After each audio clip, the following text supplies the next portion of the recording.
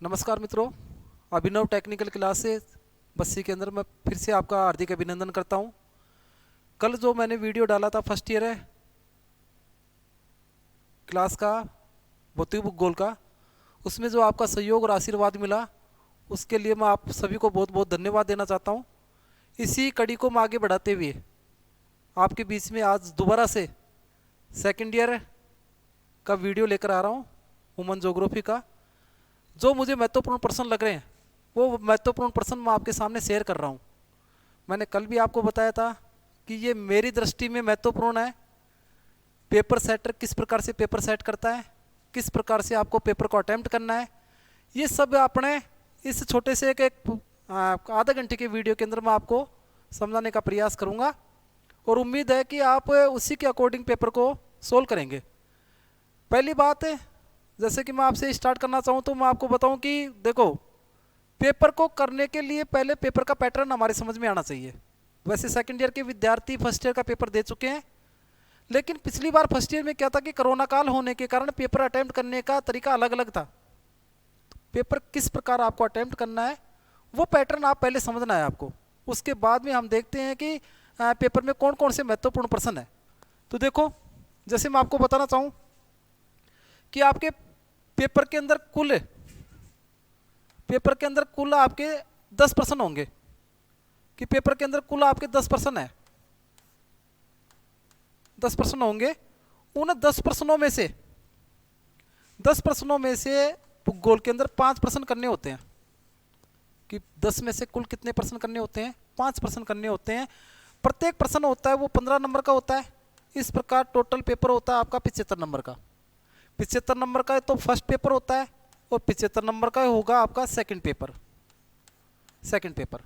इस प्रकार दोनों पेपरों का कुल मार्क्स अगर अपन देखते हैं तो 150 नंबर है और 50 नंबर का होता है आपके प्रैक्टिकल। इस प्रकार आपके ज्योग्राफी विषय के अंदर जो कुल मार्किंग होती है वो 200 नंबर में से होती है। अब ये 5 प्रश्न हमें किस प्रकार से करने हैं अटेम्प्ट, वो मैं आपको बता देता हूँ। देखो, आपके एक तो यूनिट वाइज प्रश्न आएंगे, या मैं कहूँगा कि सेक्शन होंगे। 3 सेक्शन होंगे, ए सेक्शन, बी सेक्शन और सी सेक्शन। 3 सेक्शन होते हैं और तीनों सेक्शन में से क्या होता है कि 3-3 प्रश्न होते हैं। इसमें 3 प्रश्न है, इसमें 3 प्रश्न है और इसमें 3 प्रश्न है। तो कुल मिलाकर कितने प्रश्न होते हैं? 9 प्रश्न होते हैं। टोटल 9 प्रश्न आपको पेपर में देखने को मिलेंगे, जिसमें से प्रथम प्रश्न जो होता है, प्रश्न नंबर है फर्स्ट, ये ध्यान रखना है आपको कि ये अनिवार्य प्रश्न होता है, यानी ये कंपल्सरी प्रश्न होता है।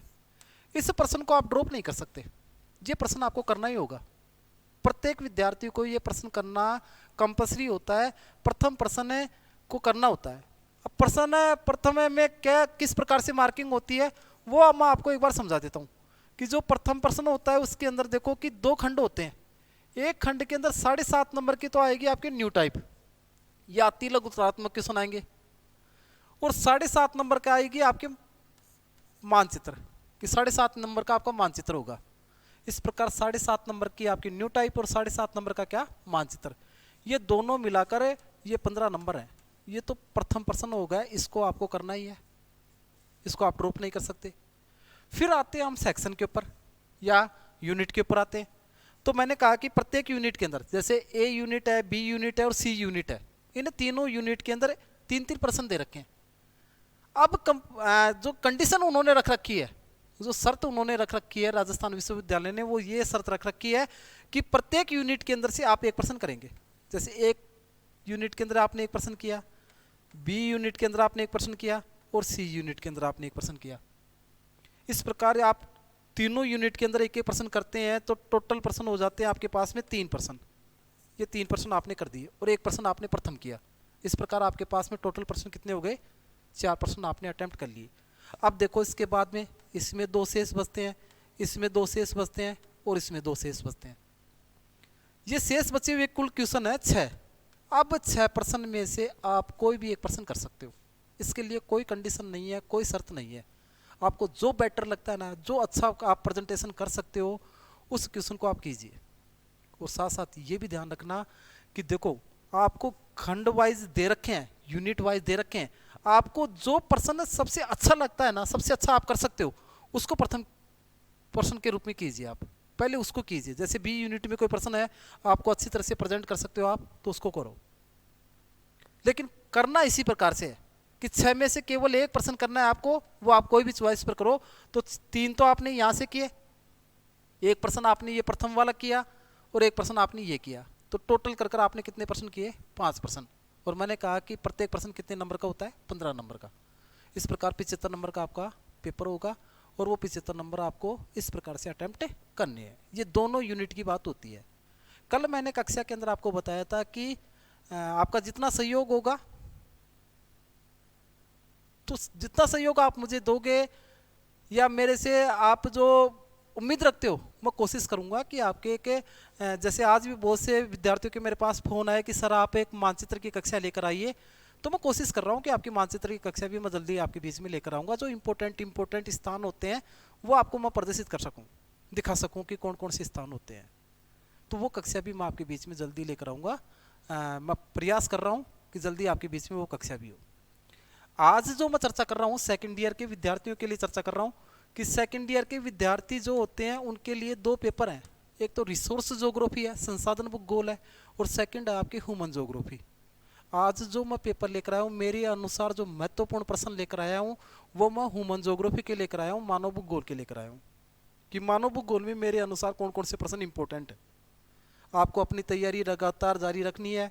आपके अनुसार भी आपको कोई अच्छा प्रश्न लगता है कि आपको लगता है कि ये एग्जाम में पूछ सकता है एग्जामिनर, तो आपको वो भी तैयार करते हुए चलना है।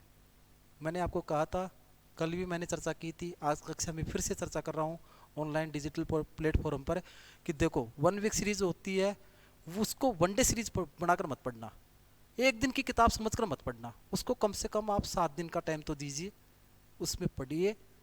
रही आपकी प्रैक्टिकल वगैरह की, प्रैक्टिकल वगैरह आप अपने कॉलेज लेवल पर आप आराम से इजी गोइंग उसको कर सकते हो, लेकिन थ्योरी पर आप पूरी तरह से फोकस कीजिए, उसको पढ़िए। जो चीज़ समझ में नहीं आती है आपके, चाहे वो फर्स्ट ईयर का विद्यार्थी है, चाहे सेकंड ईयर का है, चाहे फाइनल ईयर का विद्यार्थी है, एमए प्रवेश है, एमए फाइनल, अगर मैं कोई क्वेश्चन आपको बता रहा हूँ और आपको लगता है कि ये सर ये प्रश्न हमारे पास में पूरी तरह से नहीं है या हमें इस प्रश्न में दिक्कत आ रही है, तो आप कमेंट कर देना। मैं उस पर्सन को कोशिश करूंगा कि आपको मैं उस पर्सन को थोड़ा व्याख्यात्मक रूप से बता सकूं, क्योंकि समय का अभाव है, आपकी परीक्षा नज़दीक है, इसलिए इतना समय अपने पास में या आपके पास में नहीं है। फिर भी आपको अगर लगता है कि कोई पर्सन है हमारे समझ से बाहर हो रहा है, तो आप मुझे बस शेयर करना, कमेंट कर देना। कमेंट को मैं देखता हूँ आपके, और मुझे जहाँ पर लगेगा मैं आपकी कक्षा वगैरह उपलब्ध करवा दूंगा। अब रही बात है कि हम चलते हैं सेकेंड ईयर की ह्यूमन ज्योग्राफी। ह्यूमन ज्योग्राफी मानव भूगोल बीए पार्ट सेकंड ईयर, ये गलती से फर्स्ट ईयर लिख दिया है, सेकंड ईयर की क्लास है ये, सेकंड ईयर का पेपर है, ये सेकंड ईयर का पेपर है। इस सेकंड ईयर के अंदर ह्यूमन ज्योग्राफी यानी मानव भूगोल के अंदर मेरे अनुसार कौन कौन से प्रश्न इंपॉर्टेंट है उसके बारे में अपन चर्चा करते हैं। तो देखो, प्रथम प्रश्न मैंने जो लिया है वो ये लिया है कि मानव भूगोल का अर्थ, कि ह्यूमन ज्योग्राफी की मीनिंग बतानी है आपको सबसे पहले कि मानव भूगोल का अर्थ क्या होता है, मानव भूगोल का उद्देश्य एम क्या है, मानव भूगोल की प्रकृति नेचर क्या है मानव भूगोल का, एवं उसके विषय क्षेत्र स्कोप क्या है। कि मानव भूगोल का अर्थ मीनिंग आपको बतानी है, उद्देश्य बताने हैं, एम बताने हैं, प्रकृति बतानी है, मानव भूगोल की प्रकृति यानी नेचर क्या होता है, स्कोप मतलब विषय क्षेत्र आपको बताते हुए मानव भूगोल के प्रमुख सिद्धांतों का वर्णन कीजिए, यानी कि ह्यूमन ज्योग्राफी के प्रिंसिपल आपको बताने हैं। तो इसके अंदर देखो मैं बताऊं आपको कि ह्यूमन ज्योग्राफी जब भी आप स्टार्ट करते हो ना, तो एक सेटअप आपके दिमाग में अच्छी तरह से बना हुआ होना चाहिए कि मानव भूगोल का मूल सार है ना, वो ये होता है कि एक तरफ तो मानव है और एक तरफ प्रकृति है। मानव और प्रकृति इन दोनों के बीच में अंतर संबंध ही मानव भूगोल है कि इन दोनों के बीच में क्या संबंध पाया जाता है, between relationship human and nature, कि मानव के बीच में और प्रकृति के बीच में किस प्रकार का अंतर संबंध है, किस प्रकार से एक दूसरे से जुड़े हुए हैं। और वर्तमान परिदृश्य में आप देखते हो कि प्रकृति मानव के ऊपर हावी है या मानव प्रकृति के ऊपर हावी है, ये हमें देखना है, ये समझना है, और इसी कंटेंट को आपके दिमाग में रखते हुए आपको ह्यूमन ज्योग्राफी पढ़नी है। बहुत इजी गोइंग आपकी ये किताब तैयार होने लग जाएगी। साथ साथ मैं बता दूं आपको, रिसोर्स ज्योग्राफी में मार्किंग कम होती है, मोस्टली मैंने देखा है। ह्यूमन ज्योग्राफी में मार्किंग बहुत अच्छी होती है, छोटे कंटेंट है, आप इजी गोइंग उसको याद कर सकते हो। तो अर्थ बताना है। अर्थ में आप एक तो परिभाषा के बारे में ज़रूर चर्चा करेंगे, मिनिमम से मिनिमम आपको 2 डेफिनेशन तो याद करनी ही करनी है। आप 3-4 लिखते हो तो बहुत बेटर है कि 3-4 डेफिनेशन आप लिख कर आते हो, परिभाषा लिख कर आते हो तो बहुत ही अच्छा है। लेकिन 2 परिभाषा तो प्रत्येक विद्यार्थी 2 डेफिनेशन तो लिख कर ही आएगा। कि मानव भूगोल का सिंपल इंट्रोडक्शन दीजिए, पहले सामान्य परिचय दीजिए, फिर डेफिनेशन दीजिए, फिर डेफिनेशन के बाद में एम बताइए मानव भूगोल के उद्देश्य क्या क्या रखे गए हैं, उनकी नेचर किस प्रकार का है, प्रकृति किस प्रकार की है, और विषय क्षेत्र स्कोप किस प्रकार से है। और फिर मानव भूगोल के जो 3 प्रमुख सिद्धांत होते हैं उनके बारे में आपको चर्चा करनी है कि तीनों प्रमुख सिद्धांत कौन कौन से होते हैं, उसके बारे में किस भूगोलवेता के क्या विचार हैं। तो मेरे अनुसार ये यूनिट नंबर 1 के अंदर ये क्वेश्चन मुझे इंपॉर्टेंट लगा, तो मैंने इस पेपर के अंदर इसको शामिल किया है। तो आपको पढ़ना चाहिए ये प्रश्न, हो सकता है कि आपसे एग्जाम में पूछ ली। सेकंड प्रश्न की अगर मैं बात करूँ आपके बीच में, तो सेकंड प्रश्न देखिए, मानव भूगोल में 2 चीज़ें ली है मैंने, एक तो है निश्चयवाद और एक है संभववाद। एक तो निश्चयवाद और एक है संभववाद, 2 विचारधारा है। ध्यान रखना कि ये दोनों विचारधारा है ना, जैसे निश्चयवाद की मैं बात करूं आपसे कि निश्चयवाद, तो निश्चयवाद और संभववाद ये दोनों विचारधारा है ना एक दूसरे से विपरीत है। जैसे मैं बात करूं कि निश्चयवाद की जो विचारधारा दी गई है वो जर्मन भूगोलवेताओं द्वारा दी गई है। जर्मनी भूगोलवेता थे ना, या जर्मन के जो भूगोलवेता थे उनके द्वारा ये विचार प्रकट किए गए थे। उन्होंने बताया था कि निश्चयवाद के बारे में। और जैसे निश्चयवाद का नाम आता है ना, तो आपको ध्यान रखना है कि निश्चयवाद के अंदर प्रकृति को सर्वशक्तिशाली माना गया है। प्रकृति शक्तिशाली है, मानव प्रकृति के सामने कुछ नहीं है, नगण्य है। और संभववाद जो विचारधारा दी गई थी ना, वो फ्रांसीसी भूगोलवेताओं द्वारा दी गई थी। फ्रांसीसी भूगोलवेता, कि फ्रांसीसी भूगोलवेता है ना, वो किसकी विचारधारा को देते हैं, संभववादी विचारधारा को देते हैं। फ्रांस की और जर्मनी की कभी भी विचारों में समानता नहीं रही है, दोनों में मतभेद रहता है। चाहे वो आप राजनीतिक दृष्टि से देख सकते हो, चाहे आप बौद्धिक दृष्टि से देख सकते हो, इन दोनों के विचारों में हमेशा भिन्नता देखने को मिलती है। अगर जर्मन वाले प्रकृति को शक्तिशाली बता रहे हैं ना, तो पक्का मानकर चलना फ्रांसीसी कभी भी प्रकृति को शक्तिशाली नहीं मानेंगे। वो किसको शक्तिशाली मानेंगे, मानव को शक्तिशाली मानेंगे, मानव को। तो वो कहते हैं कि मानव शक्तिशाली है, न कि प्रकृति शक्तिशाली है। तो एक तो क्या करने लगा है, प्रकृति को शक्तिशाली बताने लग गया, और दूसरा किसको बताने लग गया, मानव को।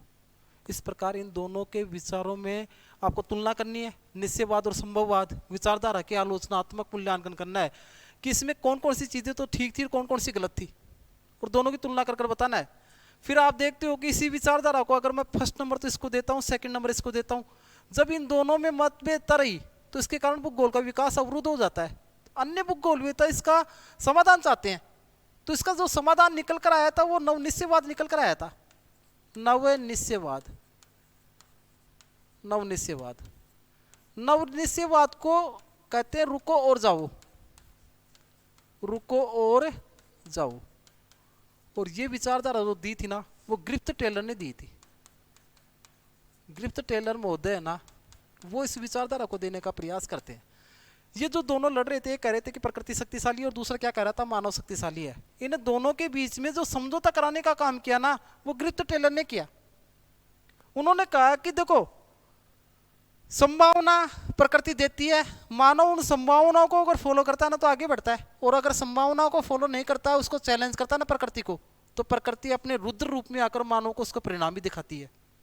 और वो एग्जाम्पल खूब पढ़े हैं, अपन खूब चर्चा करते रहते हैं, खूब पढ़ते रहते हैं, पढ़ाते रहते हैं कि इन दोनों में किस प्रकार से मतभेदता रही। तो मैं आपका ज़्यादा समय नहीं लूँगा, आप तो केवल इतना देखना कि निश्चयवाद और संभववाद क्या है। फिर भी अगर आपको कोई प्रॉब्लम है इस प्रश्न को लेकर, तो आप कमेंट कर देना, मैं इसको बेटर तरीके से और आपके सामने प्रेजेंट कर दूंगा।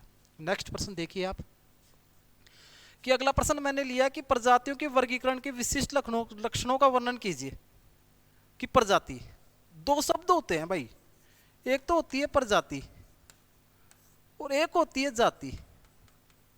बहुत सा विद्यार्थी तो इन दोनों को लेकर कंफ्यूजन में रहता है। तो मैं आपको बता देता हूं कि देखो, प्रजाति और जाति में अंतर है। प्रजाति जो होती है ना, वो ध्यान रखना हमेशा प्रकृति के द्वारा निर्मित होती है, प्रकृति बनाती है प्रजाति को।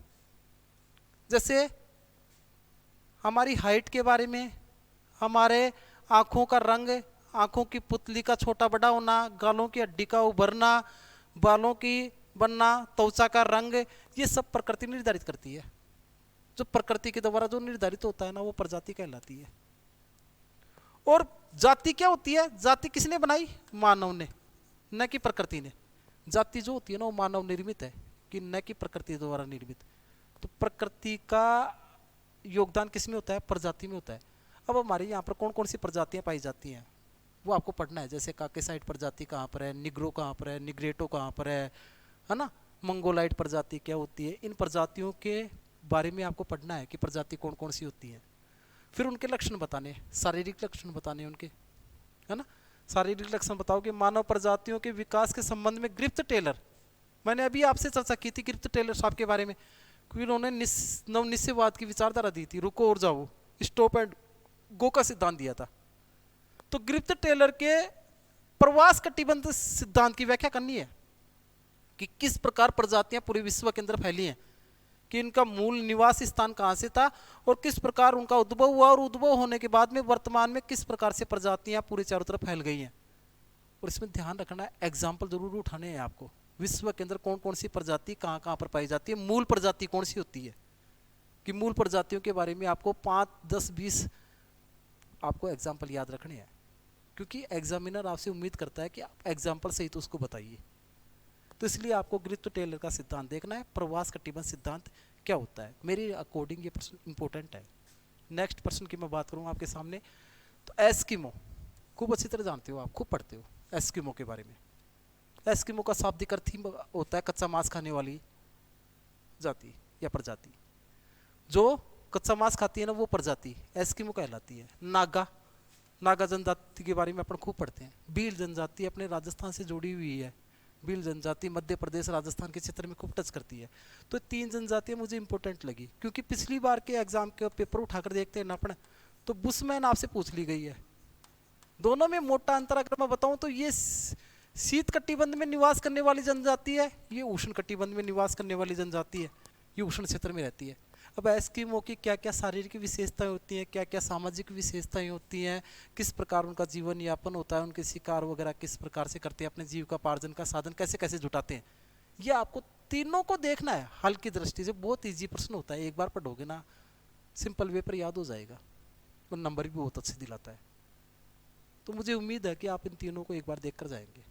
हो सकता है कि आपको तीनों में से बुशमैन को भी एक बार टच कर लेना, बुशमैन के बारे में भी एक बार पढ़कर चले जाना।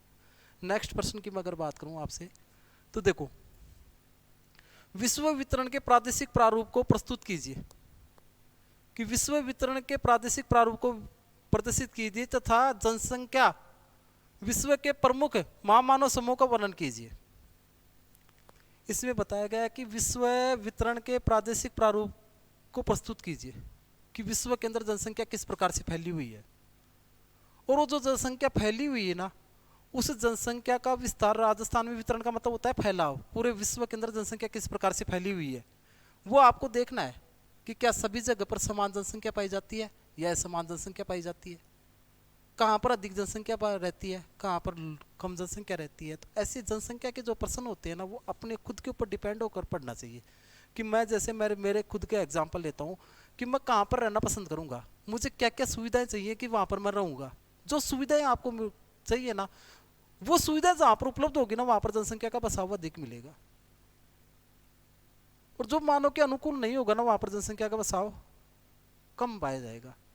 फिर इसने क्या चर्चा की, आपको विश्व के प्रमुख मानव समूह बताइए। तो देखो, मैं एग्जाम्पल के तौर पर बताता हूँ आपको, कि एग्जाम्पल के तौर पर अपन विश्व मानचित्र को यहाँ से स्टार्ट करते हैं। तो ये देखो प्रशांत महासागर, आपका ये प्रशांत महासागर, ये प्रशांत महासागर की स्थिति आ जाती है, ठीक है, ये प्रशांत महासागर, और ये इधर आ जाता है अटलांटिक महासागर, ये अटलांटिक महासागर है। अटलांटिक महासागर के ऊपर जाता हूँ मैं, ये मैक्सिको की खाड़ी आ जाती है। मैक्सिको खाड़ी के बाद में कैरिबियन द्वीप समूह आ जाते हैं। कैरिबियन द्वीप समूह से आगे अपन जाते हैं तो ये सेंट लॉरेंस नदी का क्षेत्र आ जाता है। यहाँ पर एक पर्वत श्रृंखला पाई जाती है अमेरिका के अंदर, इसे अपलेशियन पर्वत श्रेणी कहते हैं। अपलेशियन पर्वत श्रेणी आप जानते हो कि अरावली पर्वतमाला के समकक्षी मानी जाती है, विश्व की प्राचीनतम पर्वतमालाओं में से एक है। इधर किम्बरलैंड और पिडमांट का पठार पाया जाता है।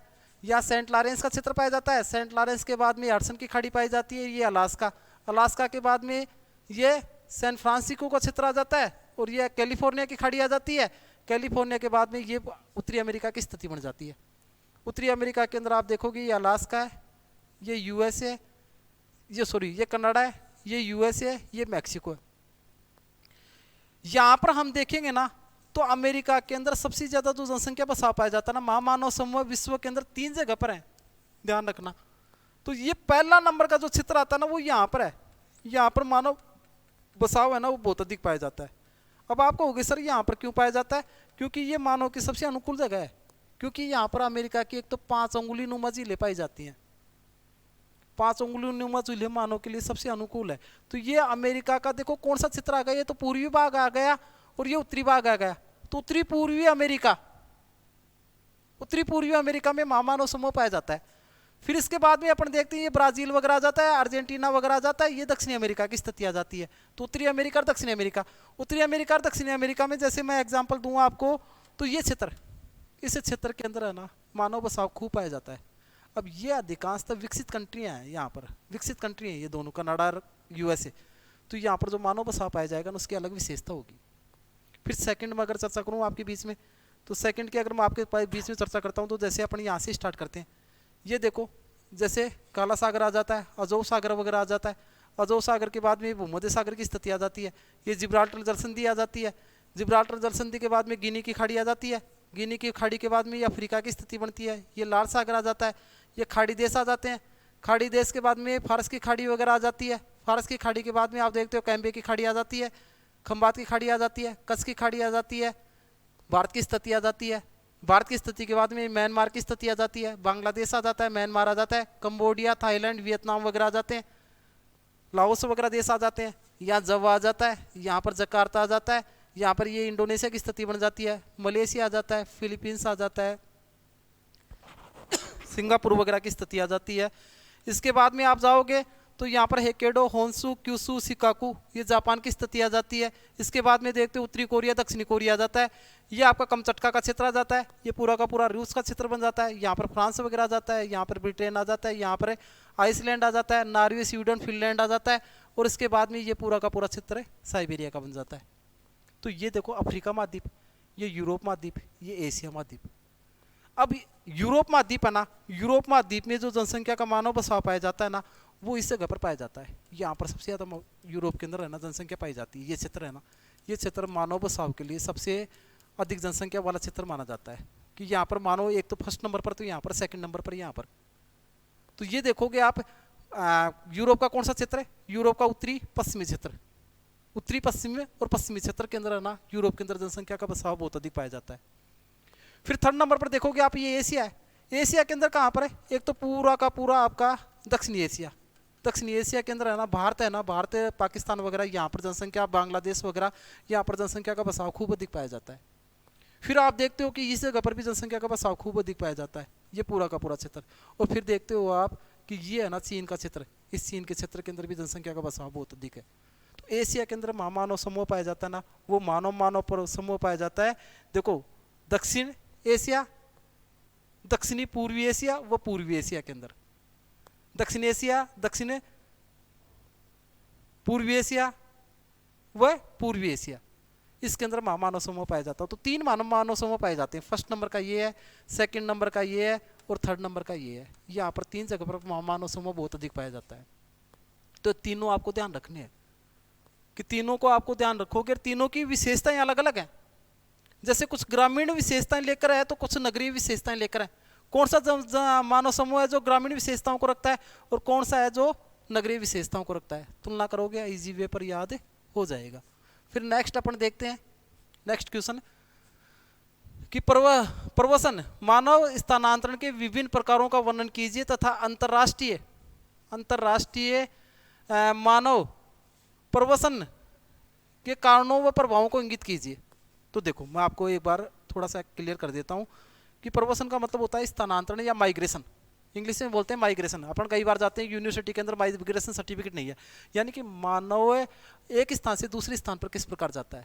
तो मैं फॉर एग्जांपल कहूँ आपको कि एक व्यक्ति है जो यहाँ पर निवास कर रहा है उसी व्यक्ति को अगर आप देखोगे ना कि यहाँ पर जो निवास कर रहा है, इस निवास वाले क्षेत्र को आप देखोगे तो निवास वाले क्षेत्र में आप देखोगे कि जैसे ये बिंदु है, ए बिंदु पर कोई रह रहा है, ये बी बिंदु पर जाना चाहता है। तो ये क्यों जाना चाहता है? इसके कई फैक्टर हो सकते हैं। हो सकता है कि ये रोजगार के लिए जाना चाहता हो सकता है कि राजनीतिक कारण से जाना चाहता हो सकता है ये धार्मिक कारण से जाना चाहता है, या हो सकता है वो शैक्षिक कारण से यहाँ पर जाना चाहता है। तो कोई भी फैक्टर हो सकता है भाई। फॉर एग्जाम्पल जैसे अगर अपन बात करते हैं ना, तो मोस्टली क्या होता है, स्थानांतरण का मुख्य कारण माना जाता है ना, प्रवास का जो मुख्य कारण माना जाता है ना, हमारे दिमाग में केवल एक ही बात आती है, सर रोजगार के लिए जाते हैं। अरे भाई रोजगार के लिए थोड़ी जाते हैं। किसी देश में या किसी राज्य के अंदर शांति नहीं है तो लोग शांति के लिए भी अपने स्थान से दूसरे स्थान पर चले जाते हैं, एक स्थान को छोड़कर दूसरे स्थान पर चले गए। तो ये किसके कारण जा रहे हैं? शांति के लिए, राजनीतिक शांति के लिए। तो प्रवास के कई कारण हो सकते हैं, स्थानांतरण के कई कारण होते हैं। अब आप्रवास क्या होता है और उत्प्रवास क्या होता है? ये दो प्रकार का होता है। आप्रवास का मतलब कोई व्यक्ति आकर रह रहा है। फॉर एग्जाम्पल मैं कहूँ जैसे मैं सेकावाटी से हूँ लेकिन ढूंढाड़ क्षेत्र में रहता हूँ, तो मैं ढूंढाड़ के लिए आप्रवासी हूँ, और मैं जा रहा हूँ मैं मेरे क्षेत्र के लिए क्या हो गया? उत्प्रवासी हो गया। तो उत्प्रवास क्या होता है, प्रवास क्या होता है? अंतर्राष्ट्रीय मानव प्रवासन के कारणों पर एवं प्रभावों को इंगित कीजिए। भाई अंतर्राष्ट्रीय कारण क्या क्या है? व्यक्ति अमेरिका की तरफ है या यूरोपीय कंट्रियों की तरफ क्यों जा रहा है, तो उसके कारण आपको बताने हैं। पढ़ोगे इजी पेपर याद हो जाएंगे। तो ये प्रश्न मेरे को अच्छा लगा, इसलिए मैंने मेरे पेपर के अंदर, या मैंने जो पेपर मुझे महत्वपूर्ण प्रश्न लगे उसके अंदर मैंने इसको शामिल किया है। पढ़ लेना, इजी है। फिर भी मैं बार बार एक ही बात दोहरा रहा हूँ आपको कि कोई प्रश्न आपको लगता है कि सर हमारे ये समझ में नहीं आ रहा है, आप कमेंट कर देना, मैं उसको आपको व्याख्यात्मक रूप से बता दूंगा। ग्रामीण अधिवास व इसके ग्रामीण अधिवास व विभिन्न प्रकार उसकी आकृतियों व प्रतिरूपों के आधार पर समझाइए। कि ग्रामीण अधिवास के बारे में आपको चर्चा करनी है कि ग्रामीण अधिवास क्या होता है। अधिवास दो प्रकार का होता है, एक नगरीय होता है, एक ग्रामीण अधिवास होता है। अब दोनों में अंतर क्या होता है कि ग्रामीण अधिवास को आप किस प्रकार से देखते हो, नगरीय अधिवास को किस प्रकार से देखते हो, उनकी आकृति बतानी है और उनके प्रतिरूप बताने। दोनों चीजें अंतर करना है कि आकृति क्या होती है और इसकी प्रतिरूप कैसा होता है, क्या आधार पर समझाइए। तथा ग्रामीण बस्तियों को प्रभावित करने वाले कारक बताइए कि ग्रामीण बस्तियां किस किस से प्रभावित होती हैं। कि बस्तियों को प्रभावित करने वाले कारक मैं वही कहूँ आपको, राजनीतिक कारक हो सकते हैं, धार्मिक कारण हो सकते हैं, भौगोलिक कारण हो सकते हैं। तो वो कारण जो भी है ना इनको प्रभावित करने वाले, वो आपको चर्चा करनी है। नेक्स्ट प्रश्न में अगर आपको बताऊं तो देखो, दक्षिणी पूर्वी राजस्थान में अरावली प्रदेश की भवन निर्माण सामग्री कि आपके राजस्थान है ना, राजस्थान का कौन सा क्षेत्र है? दक्षिणी पूर्वी राजस्थान का, यानी कोटा, बारा, हाड़ौती वाला क्षेत्र में भवन के निर्माण के लिए, यानी कि जो मकान बनाए जाते हैं उनके निर्माण सामग्री क्या क्या चाहिए वो आपको देखना है। तो उसको आप रटने की कोशिश क्यों करते हो? आपने मोस्टली जो अपन भवन निर्माण सामग्री में जो सामग्री काम में ले रहे हैं ना, वही अधिकांश तो वहां पर काम में ली जाती है। और मकानों के प्रकाश पर पश्चिमी राजस्थान में जो मकान बनाए गए हैं ना, उन पर प्रकाश डालना है कि पश्चिमी राजस्थान में किस प्रकार से मकान बनाए जा रहे हैं। तो आप जानते हो कि पश्चिमी राजस्थान के अंदर उष्ण क्षेत्र है, तो वहां पर मकान किस प्रकार से बनाए जाएंगे उसके बारे में आपको चर्चा करनी है, लिखना है। नेक्स्ट देखिए, मानव व्यवसाय का पारिस्थितिकी दशाओं से गहरा संबंध होता है, इस कथन को उपयुक्त उदाहरण द्वारा समझाइए। अब आपको देखो, मैं थोड़ा सा आपका 5 मिनट का समय लेता हूं और आपको समझाता हूं कि मानव व्यवसाय होता है ना, वो मोस्टली 4 प्रकार का होता है। आपसे कोई पूछ ले कि मानव व्यवसाय 4 प्रकार का, अभी वर्तमान में अपन पंचम व्यवसाय को पढ़ने लग गए। 4 व्यवसाय कौन कौन से होते हैं? प्राथमिक होता है, द्वितीय होता है, तृतीय होता है और चतुर्थ होता है, पंचम व्यवसाय। इनमें अंतर क्या होता है? जैसे कई विद्यार्थी कहता है सर प्राथमिक किसे कहेंगे, द्वितीय किसे कहेंगे, तृतीय किसे कहेंगे। तो मोटा मोटा 2 मिनट के अंदर मैं आपको अंतर बता देता हूं कि प्राथमिक क्या होता है, द्वितीय क्या होता है, तृतीय क्या होता है और चतुर्थक क्या होता है। तृतीयक और चतुर्थक, फिर आपके आराम से समझ में आ जाएगा। प्राथमिक व्यवसाय का सीधा सा सिंपल से याद रखना भाई, प्रकृति के द्वारा हमें जो डायरेक्ट वस्तु प्राप्त होती है ना, वो सारी प्राथमिक व्यवसाय में आती है। कि प्रकृति के द्वारा जो वस्तु प्राप्त हो रही है उनका उपयोग हम करते हैं ना, वो प्राथमिक व्यवसाय में आती है। आप सब कहोगे सर कौन से? तो मैं कहूंगा गांव के लोगों के द्वारा, ग्रामीण जनसंख्या के द्वारा जो व्यवसाय किया जाता है ना, वो सारे प्राथमिक व्यवसाय हैं। आप कहोगे सर कौन कौन से? कृषि है, पशुपालन है, मत्स्य है, संग्रहण है, आखेट है, ये सारा काम प्राथमिक व्यवसाय के द्वारा किया जाता है। कृषि करेंगे, कृषि का कार्य करेंगे। आखेट का कार्य करेंगे। आखेट यानी शिकार करेंगे, गांव के लोग संग्रहण करेंगे, ठीक है ना, किसी वस्तु को इकट्ठा कर कर बेचेंगे। मछली पालन करेंगे, खनन करेंगे, खनन का कार्य भी गांव के लोग करते हैं। तो ये सारे के सारे प्राथमिक व्यवसाय के अंतर्गत आते हैं, यानी प्रकृति से सीधा डायरेक्टली या क्या करते हैं, वस्तुओं को प्राप्त करते हैं। अब द्वितीय व्यवसाय क्या होता है? द्वितीय व्यवसाय को विनिर्माण उद्योग के अंतर्गत शामिल किया जाता है। विनिर्माण का मतलब तो होता है वैसे हाथ से बनाई हुई वस्तु, लेकिन फिर भी आजकल मशीनों से इसका उपयोग होने लग गया।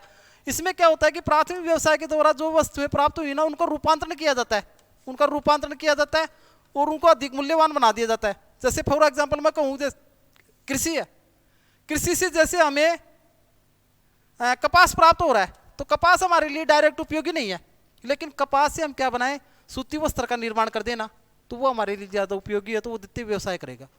तो उद्योग में जितनी भी जनसंख्या लगी हुई है ना, वो सारी की सारी किस में आती है? द्वितीय व्यवसाय में आती है। तृतीय व्यवसाय होते हैं वो पूरे के पूरे सेवा सेक्टर में होते हैं, सेवाएं इसके अंतर्गत शामिल होती हैं। सेवा सेक्टर के अंतर्गत इसको शामिल किया जाता है। ये प्रत्यक्ष रूप से किसी भी प्रकार का योगदान नहीं देते हैं, प्रत्यक्ष रूप से किसी भी प्रकार के उत्पादन में योगदान नहीं देते, गौण योगदान होता है इनका। जैसे एक व्यक्ति होता है जो कि परिवहन चालक है, वो तो परिवहन चालक जो व्यवसाय कर रहा है ना, वो तृतीय व्यवसाय कर रहा है। और चतुर्थ व्यवसाय क्या होता है? व्यवसाय दो प्रकार से होता है, एक शारीरिक बल के द्वारा होता है, एक मानसिक बल के द्वारा होता है। मानसिक बल के द्वारा सेवाएं जो की जाती है, उनके द्वारा जो हमें आमदनी प्राप्त होती है, वो चतुर्थ व्यवसाय में आती है। और फिर चतुर्थ व्यवसाय को अपन क्या कर देते हैं, एक प्रकार और बांट देते हैं, पंचम व्यवसाय के अंतर्गत और बांट देते हैं। ध्यान रखना, प्राथमिक व्यवसाय होता है, उनकी कॉलर का रंग होता है लाल, इनकी कॉलर का रंग होता है ब्लू यानी नीला, इनकी कॉलर